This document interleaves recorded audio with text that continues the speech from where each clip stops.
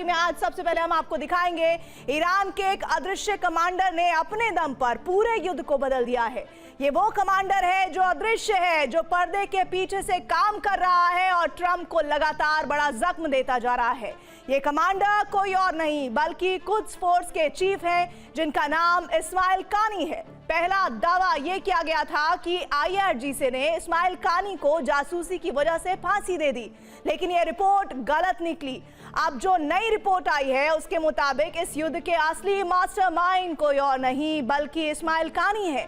सवाल यही है कि आखिर इस्माइल कानी की वो कौन सी रणनीति है जिसकी जो ट्रंप और नेतन्याहू दोनों को ये जिद भारी पड़ सकती है। हमारी इस रिपोर्ट में देखिए। रिपोर्ट्स में दावा किया जा रहा है कि इस जंग के सूत्रधार इस्माइल कानी ही हैं, जो पर्दे के पीछे से जंग लड़ रहे हैं। जबकि कुछ रिपोर्ट्स में यह ऐलान किया जा रहा है कि या तो इस्माइल कानी गिरफ्तार हो चुके हैं या फिर IRGC ने उन्हें जासूसी के आरोप में फांसी दे दी।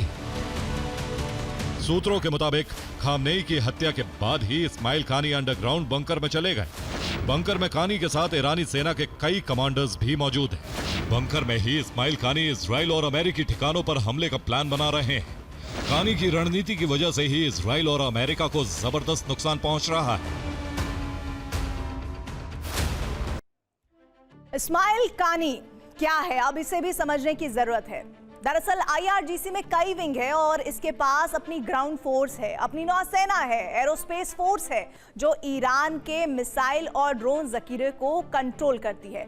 ये पूरा डायग्राम देखिए और बेहतर तरीके से आपको पूरी कहानी समझ आएगी। यही दुश्मन पर हमलों को अंजाम देती है। और इसके बाद एयर डिफेंस फोर्स है जो हमले से सुरक्षा करती है। बासिज फोर्स है जो आंतरिक विद्रोह से निपटती है। IRGC की अपनी इंटेलिजेंस यूनिट है और इसके साथ ही कुद्स फोर्स है।